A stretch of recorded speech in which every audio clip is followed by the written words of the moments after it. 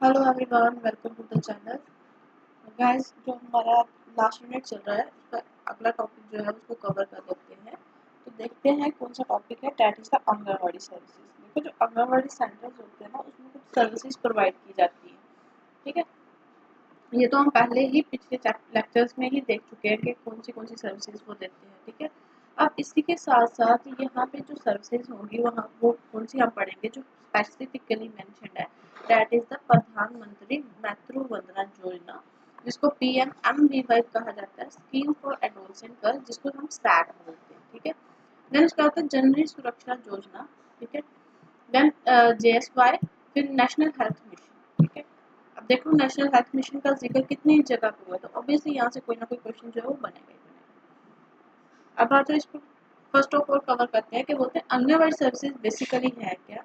ये एक पार्ट है, ये एक हिस्सा है किसका, इंटीग्रेटेड चाइल्ड डेवलपमेंट सर्विसेज का। ठीक है, जो इंटीग्रेटेड चाइल्ड डेवलपमेंट सर्विसेज होती है उन सारी स्कीम्स का जो है वो कौन सा हिस्सा है, आंगनबाड़ी सर्विसेज। अब इसी तरह से अगर आप बोल सकते हो, ये क्या माना जाता है, वर्ल्ड की लार्जेस्ट और मोस्ट यूनिक प्रोग्राम माना जाता है किसके लिए, अर्ली चाइल्डहुड केयर के लिए, और इसी के साथ साथ डेवलपमेंट के लिए। ठीक है, क्या है कि जो ICDS है, ठीक है, इसको क्या माना जाता है, वर्ल्ड का सबसे बड़ा एक यूनिक प्रोग्राम माना जाता है जिसमें अर्ली चाइल्डहुड केयर और डेवलपमेंट की बात होती है। ठीक है, अब आंगनबाड़ी सेंटर जो है ये क्या होते हैं, ये कम्युनिटी बेस्ड सेंटर्स होते हैं। कौन से होते हैं ये, कम्युनिटी बेस्ड सेंटर्स होते हैं। ठीक है, अब कम्युनिटी बेस्ड सेंटर्स के साथ साथ ये क्या करते हैं, प्रोवाइड करते हैं पैकेजेस जो होते हैं। ठीक है, पैकेज ऑफ 6 सर्विसेज। तो अगर आप देखो कि आंगनबाड़ी के अंदर कितनी सर्विसेज आती है, 6 सर्विसेज आती है। उनमें कौन कौन सी आती है, सप्लीमेंट्री न्यूट्रिशन आती है, बिल्कुल आती है। देन प्री स्कूल एजुकेशन आता है, बिल्कुल आता है जी। ठीक है, प्री स्कूल एजुकेशन के साथ साथ आप देखोगे वहाँ पे चार्ट्स वगैरह लगे होते हैं, तो वो उससे क्या करते हैं, पढ़ाते हैं। देन उसके बाद होता है हेल्थ चेकअप्स होते हैं, बिल्कुल होते हैं। ठीक है, तो हेल्थ चेकअप्स के साथ साथ यहाँ पे क्या होता है, इम्यूनाइजेशन, हेल्थ, न्यूट्रिशन, एजुकेशन और रेफरल सर्विसेज भी दी जाती है। ठीक है, हेल्थ चेकअप के बाद कौन सी, तो ये जो 6 सर्विसेज हमने पढ़ी, ये कौन सी 6 सर्विसेज है, supplementary nutrition, pre school education, health checkups, immunization, health and nutrition education and referral services. इन सब के बाद अगर आप देखोगे ये जो सर्विसेज है इनका पहले क्या टारगेट होता था, सबसे इम्पोर्टेंट जो टारगेट है, ये टारगेट क्या करती है, जो बच्चे होते हैं अंडर द 6 इयर्स। ठीक है, उनको लेके और उनके साथ साथ जो प्रेग्नेंट लेडीज होती है या फिर जो प्रेग्नेंट वीमेन के साथ साथ लैक्टेटिंग मदर्स को भी इनको क्या करना है, जो भी इनकी डेवलपमेंट करवानी है उनके लिए क्या करती है, टारगेट करती है। ठीक है, अब इसी के अंडर हमने फर्स्ट ऑफ ऑल क्या सी पढ़नी थी, हमने पढ़ना था प्रधानमंत्री मातृ वंदना योजना। ठीक है, अब हम देखते हैं कि प्रधानमंत्री मातृ वंदना योजना इसमें है क्या। PMMVY जो है एक मैटरनिटी बेनिफिट प्रोग्राम है। ठीक है, मातृवंदना योजना है, तो सीधी सी बात है, याद रखना कि ये क्या है, एक मैटरनिटी बेनिफिट प्रोग्राम है। ठीक है, मैटरनिटी बेनिफिट प्रोग्राम है, लॉन्च किसने किया है, गवर्नमेंट ऑफ इंडिया ने किया है। मकसद क्या है कि फाइनेंशियल असिस्टेंस प्रोवाइड कर रहा है। यहाँ पे देखो, यहाँ पे फाइनेंशियल असिस्टेंस किसको प्रोवाइड कर रहा है, ये कर रहा है प्रेग्नेंट और लैक्टेटिंग मदर्स को कर रहा है। ठीक है, तो इसका ये क्या है, मेन एम है कि प्रोवाइड करना financial assistance to pregnant and lactating mother.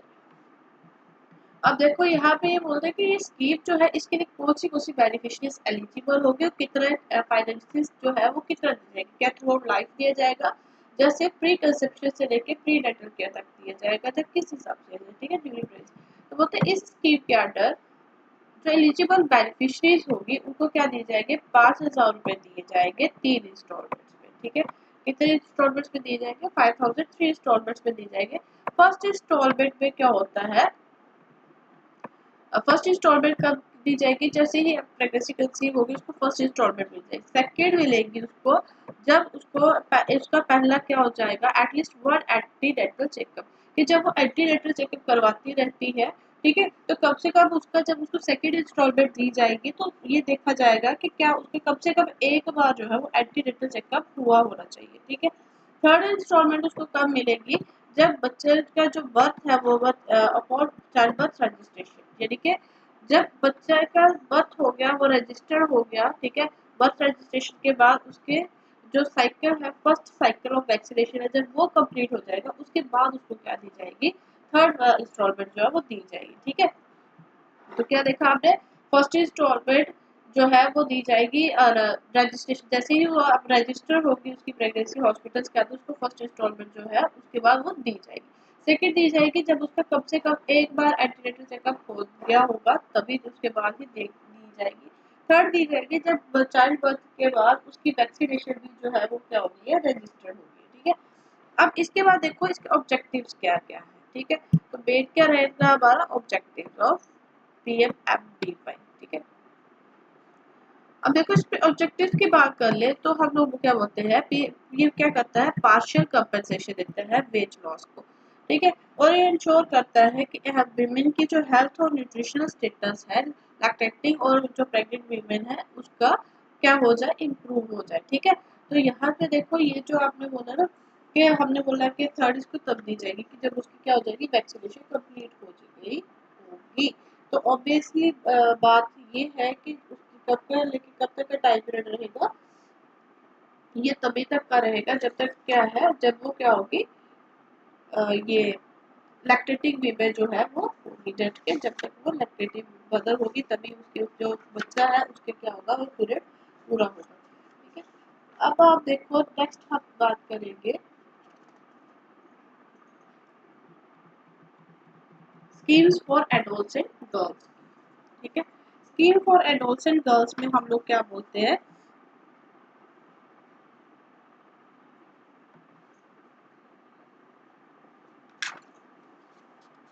तो सैग जो है वो सेंट्रली स्पॉन्सर्ड स्कीम है, इसको लॉन्च किया गया था by the ministry of women and child development. ठीक है, अब देखो यहाँ पे जो सैग है ये क्या करता है, ये जो सैग वाली जो स्कीम हमने लाई है, ये क्या बोलती है कि इसको लॉन्च किसने किया था, गवर्नमेंट ऑफ इंडिया ने तो लॉन्च किया था, लेकिन ये किसके अंदर आती है, मिनिस्ट्री ऑफ वीमेन डेवलपमेंट के अंदर। तो देखो अभी हमने PMMVY पढ़ी ना, तो आप कमेंट सेक्शन कमेंट करके बताओ कि जो PMMVY वाली स्कीम है वो कौन सी मिनिस्ट्री के अंदर आती है। ठीक है, अब इसमें क्या बोलता है, जो एडोलसेंट गर्ल्स होंगी उनका न्यूट्रिशनल स्टेटस को क्या करना, इम्प्रूव करना। अब उनके जब न्यूट्रिशनल स्टेटस को इम्प्रूव करना, उसके साथ साथ क्या होगा, हेल्थ स्टेटस को भी इम्प्रूव किया जाएगा। इवन के उनको अवेयरनेस देनी है उनकी हेल्थ को लेके, हाइजीन को लेके, न्यूट्रिशन को लेके और लाइफ स्किल्स को लेके। ठीक है, तो ऑब्वियस ही बात है जो एडोलसेंट गर्ल्स को क्यों कवर किया जाता है इसके अंदर, क्योंकि जो एडोलसेंट गर्ल्स होती है then they later become a mother and their mother के साथ साथ प्रेगनेंसी कंसीव करेंगे उससे पहले, तो वो सारी जो चीज़ें हैं इनको पहले ही अवेयर किया जाता है ताकि आने वाले टाइम में अपने आप की क्या कर सके, केयर कर सके। ये बेसिकली स्कीम जो होती है ये किसमें क्या किया जाता है, जो आउट ऑफ स्कूल गर्ल्स होती है, इनके जो स्कूल में जाने वाली लड़कियां नहीं होती हैं, जिनका एज कितनी है 11 से 14 ईयर्स की रहती है।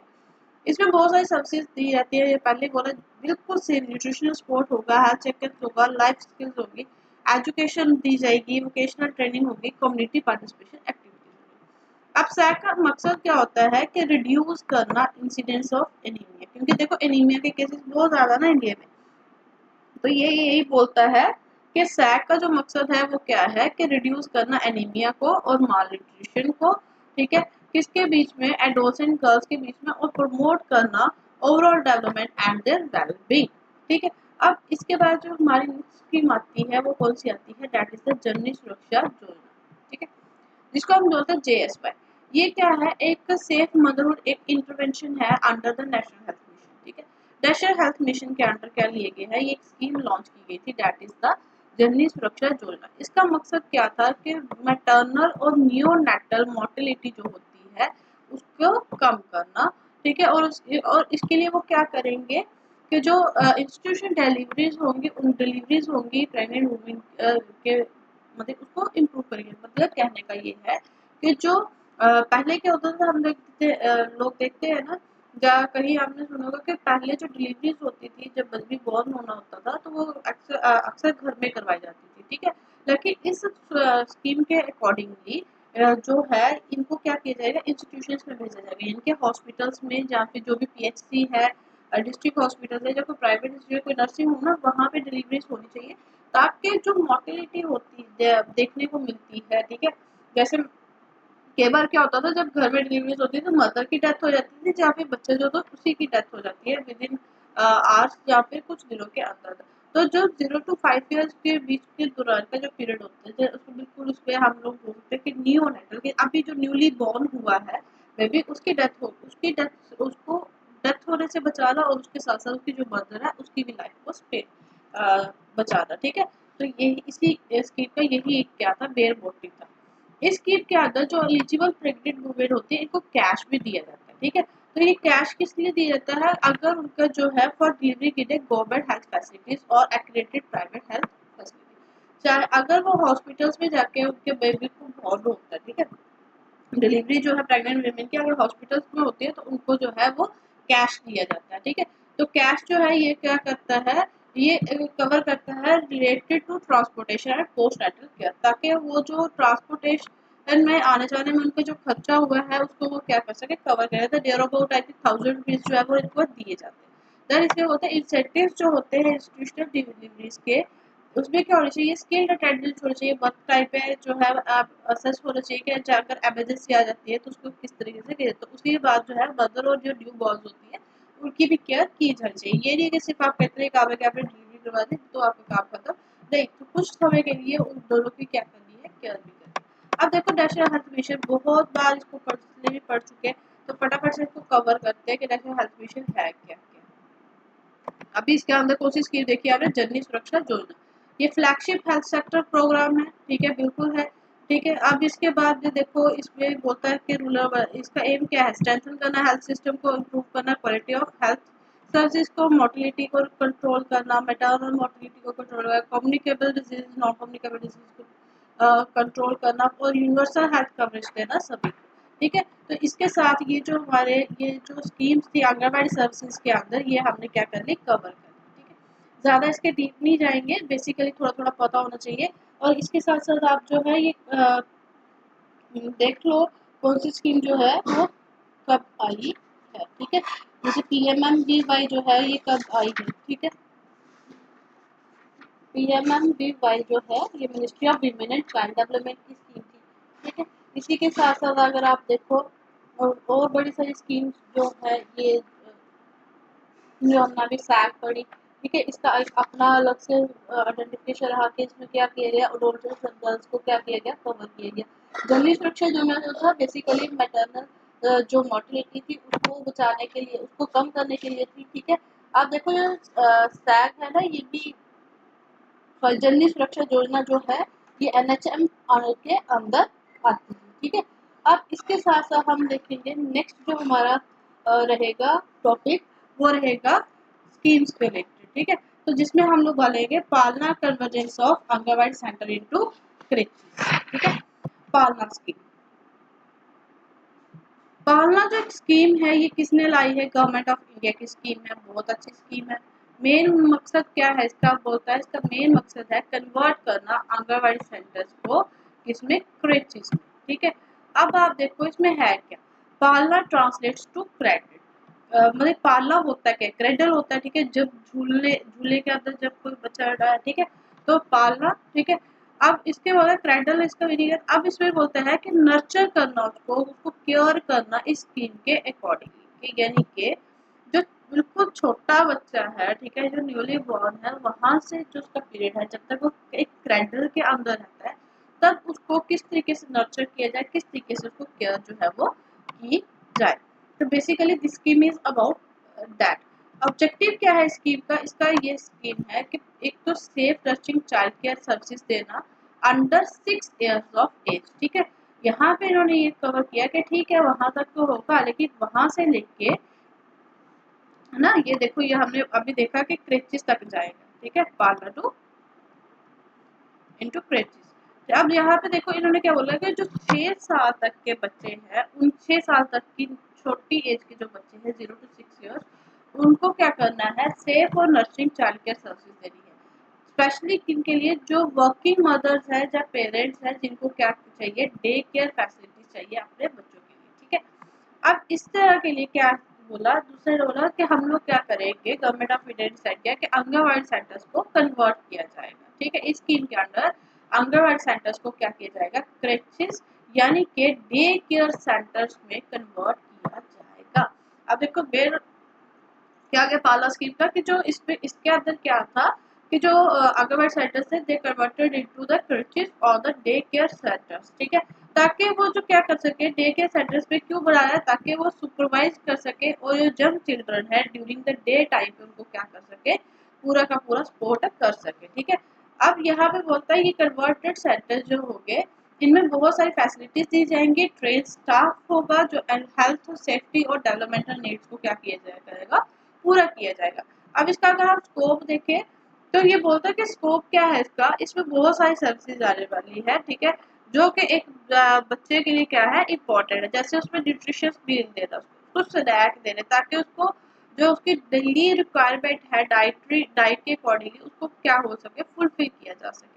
अर्ली चाइल्डहुड एजुकेशन दी जानी है, प्ले बेस्ड एक्टिविटीज होनी चाहिए ताकि उसका जो कॉग्निटिव यानी कि बेटर इमोशनल और फिजिकल सोशल जो है डेवलपमेंट हो सके। इसी तरह से हेल्थ चेकअप इम्यूनाइजेशन और हाइजीन प्रैक्टिसेस होनी चाहिए ताकि क्या किया जाए, ये सारी वहाँ पे प्रमोट की जाएगी, उसको सिखानी चाहिए, ठीक है।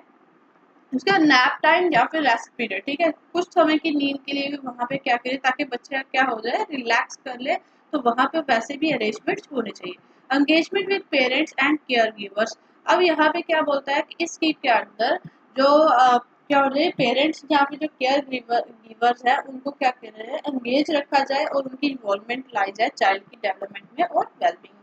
तो एक तरह से हम ये भी इसके पहले बेनिफिशियरीज देख रहे हैं, बेनिफिशियरीज कौन होंगी, पाला स्कीम के अंदर जो बेनिफिट्स दिए जाएंगे वो 6 ईयर्स तक के जो बच्चे होंगे उनको दिए जाएंगे, जिनके पेरेंट्स जो है उस पेरेंट पर्टिकुलरली जिनकी मदर्स जो है वो किसी एम्प्लॉयमेंट में है या किसी एजुकेशन या फिर किसी और एक्टिविटीज में इन्वॉल्व है ड्यूरिंग द डे, ठीक है।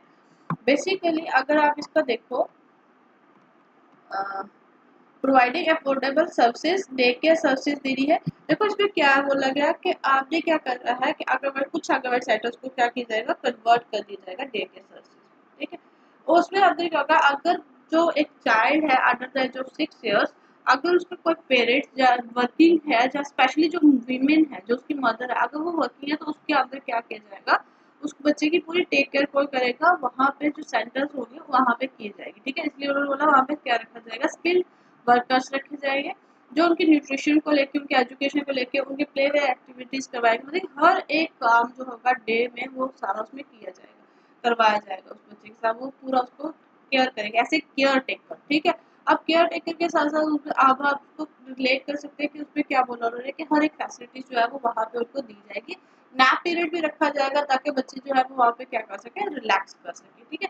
अब यहाँ पे देखो इम्प्लीमेंटेशन की जब हमने बात करी तो इम्प्लीमेंटेशन में क्या बोला कि कोलैबोरेशन होगी सेंट्रल गवर्नमेंट की, स्टेट गवर्नमेंट की और लोकल अथॉरिटीज की, ठीक है। अब क्या बोला गया कि इम्प्लीमेंट जो होगी पाला स्कीम की उसमें सभी क्या करेंगे बिल के काम करेंगे, ठीक है। तो कौन कौन मिल के काम करेगा, central government state government local authorities जो क्या करेगी रिस्पॉन्सिबल रहेगी मैनेज करने के लिए और ऑपरेट करवाने के लिए आंगनबाड़ी सेंटर्स को, ठीक है। इसी तरह से ट्रेनिंग और कैपेसिटी बिल्डिंग प्रोग्राम जो है वो कंडक्ट किए जाएंगे आंगनबाड़ी वर्कर्स के लिए, ताकि आंगनबाड़ी वर्कर्स को भी क्या दी जाए वो स्किल्स सिखाई जाए कि किस तरीके से वो उनको काम करना है, जब कुछ उनको ट्रेन किया जाए उनकी कैपेसिटी को भी बिल्ड करना है। देन उसकी तरह से इंश्योर करना है कि उनके पास इतनी स्किल्स होनी चाहिए नॉलेज होनी चाहिए ताकि वो इस पालना सेंटर्स को क्या कर सके पूरे का पूरा अच्छे से चला सके। इम्पैक्ट क्या देखने को मिलता है इसका कि इसका एम जो है वो क्या था कंट्रीब्यूट करना है holistic development of young children by providing them a support of stimulating environment during their formative years.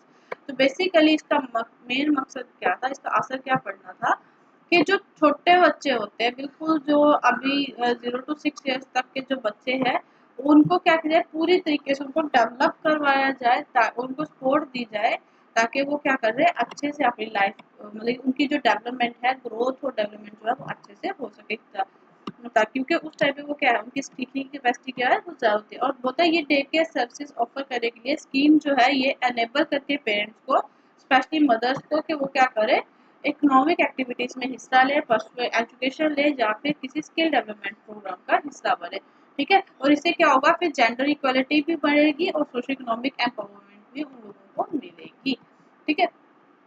इसमें क्या था overall the parliament initiative plays a crucial role in enhancing access to quality childcare services of young children and supporting their overall development and well-being। देखो इसमें तो एक चीज notice रखना कि बेनिफिशियरी कौन सी रखी गई, वो लोग जो आपको जो उसकी मदर जो है वो कोई एजुकेशन ले रही है या किसी एक्टिविटी में इन्वॉल्व है, ठीक है, चाहे वो जॉब कर रही है, चाहे वो प्राइवेट कर रही है, चाहे वो गवर्नमेंट, या तो वो जॉब कर रही है या फिर वो क्या कर रही है किसी तरह की और एक्टिविटीज में इंडल्ज है जिससे उसका क्या हो रहा है बेनिफिट हो रहा है, वो भी अर्निंग कर रही है या किसी और सोसाइटी के वर्क में बिजी है। लेकिन ये नहीं कि कोई घर पे उस पर इन्वॉल्व अपने ही फैमिली के अंदर बैठी हुई है तो उसको वहाँ पे एलिजिबल होगी, वो नहीं होगा। बल्कि ये लोग क्या होगा, बाकी वाले लोग जो वर्किंग है, क्योंकि आज के टाइम पे हर कोई वर्किंग है, तो ताकि सोशो इकोनॉमिक डेवलपमेंट बढ़ सके और उसके वीमेन की क्या हो सके सोशो इकोनॉमिक डेवलपमेंट हो सके और जेंडर इनइक्वालिटी क्या हो सके कम हो सके, ठीक है। तो होप आपको पाला स्कीम समझ आ गई होगी। नेक्स्ट है हमारे पास Ladli Beti sorry Ladli scheme state wise assistance scheme, ठीक है। अब देखो लाडली बेटी स्कीम, ठीक है। फर्स्ट ऑफ ऑल किसकी बात करी हमने, दो स्कीम से यहाँ पे, एक है हमारे पास लाडली बेटी स्कीम, ठीक है, दूसरी बोलते हैं स्टेट मैरिज असिस्टेंस स्कीम, ठीक है, दोनों कलर इस पे यूज करते हैं। अब देखो इन दोनों का मकसद क्या है, एक इनिशिएटिव लिया गया था जिसमें मकसद रखा गया था वेलफेयर करना, एम्पावर करना गर्ल्स को और यंग वीमेन को, ठीक है, इंडिया के अंदर। अब पहले हम लोग कौन सी स्कीम देखेंगे, लाडली बेटी स्कीम देखेंगे, ठीक है। लाडली बेटी का क्या मतलब हो गया, अगर आप इसको देखना चाहो, बिलव डॉटर, ठीक है, बिलव डॉटर।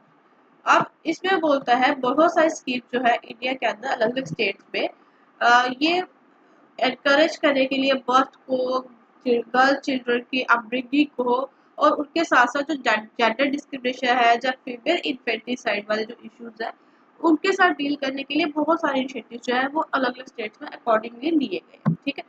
अब यहाँ पे बोल देखो अंडर लाडली बेटी स्कीम में क्या किया जाता है, फाइनेंशियल इनिशिएटिव जैसे स्कॉलरशिप देनी है या फिर किसी और तरह की सपोर्ट जो है वो प्रोवाइड की जाएगी फैमिलीज को जब गर्ल्स का क्या होगा बर्थ होगा, ठीक है। गर्ल्स को एनरोल किया जाएगा स्कूल में, कंप्लीशन होगा उसका कुछ एक हद तक रखा जाएगा कि इतनी इसने एजुकेशन कंप्लीट कर ली या फिर अडल्टहुड तक इसको जो है वो इतने बेनिफिट जो है वो दिए जाएंगे। अब इस स्कीम का जो मेन एम है वो क्या है कि जो सोसाइटल इश्यूज है, सोसाइटल एटीट्यूड है किसकी तरफ, गर्ल्स की तरफ, उसको क्या किया जाए चेंज किया जाए, ठीक है। उनको बताया जाए कि गर्ल्स की वैल्यू होती है, चिल्ड्रन इक्वालिटी की तरफ लेके जाए और इंश्योर करे वेलबींग को, डेवलप करे फीमेल चिल्ड्रंस को, ठीक है। अब इसके बाद अगर हम नेक्स्ट बात करें तो ये जो स्पेसिफिक प्रोविजंस है अंडर ऑफर किए जाते हैं लाडली बेटी स्कीम्स के अंडर, ये वेरी करते हैं स्टेट टू स्टेट, ठीक है। अब यहाँ पे बोलता है कि कुछ स्टेट्स में क्या आता है एडिशनल इंसेंटिव जो है वो प्रोवाइड किए जाते हैं एजुकेशन, हेल्थ केयर और स्किल डेवलपमेंट ऑफ गर्ल्स, ठीक है। तो बेसिकली जो लाडली बेटी स्कीम है ना ये सिर्फ JNK के अंदर ही वर्क करती है, ठीक है। अब आप देख लो कि ये जो लाडली बेटी स्कीम है इसके अंदर क्या है, बेसिकली जो गर्ल चाइल्ड है उनके बर्थ को इम्प्रूव करे कि उनको ये है कि फीमेल इन्फेंटिसाइड ना हो, जेंडर डिस्क्रिमिनेशन को कम किया जाए, इनके बर्थ और अपब्रिंगिंग का जो खर्चा है किसी तरह से कोई फाइनेंशियल इनिशिएटिव्स लेके जो है वो उनको प्रोवाइड किया जाए। नेक्स्ट है हमारे पास स्टेट मैरिज असिस्टेंस स्कीम। अब देखो स्टेट मैरिज असिस्टेंस स्कीम क्या होती है, स्टेट मैरिज असिस्टेंस स्कीम जो होती है ये इनिशिएटिव्स होते हैं जो इंट्रोड्यूस किए जाते हैं स्टेट गवर्नमेंट्स के द्वारा, ठीक है।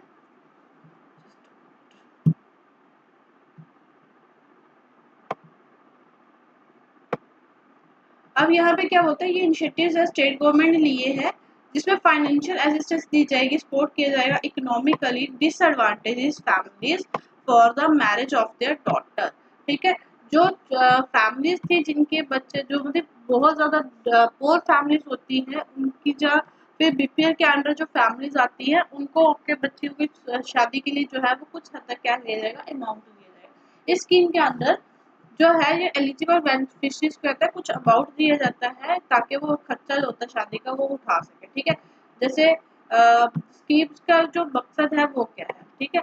इसका एम क्या रहने वाला है, इसका एम रहने वाला है कि जो फाइनेंशियल बर्डन्स पड़ता है फैमिली के ऊपर उसको खत्म किया जाए, प्रिवेंट किया, उसको डाउरी वाला जो सिस्टम होता है उससे उसको क्या किया जाए बचाया जाए और उसके साथ साथ सोशल और इकोनॉमिक वेलबींग की जाए गर्ल्स की, ठीक है।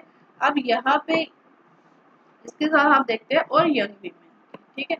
अब इसमें देखो एलिजिबिलिटी क्राइटेरिया क्या रहने वाला है। बोलता है एलिजिबिलिटी क्राइटेरिया में एप्लीकेशन प्रोसीजर्स होते हैं, अबाउट दिए जाते हैं, स्टेट टू स्टेट अलग होगा, लेकिन इसी तरह से एडिशनल बेनिफिट्स जैसे कि skill development, training for rights, support for the post marriage settlement. Overall अगर आप बात करो तो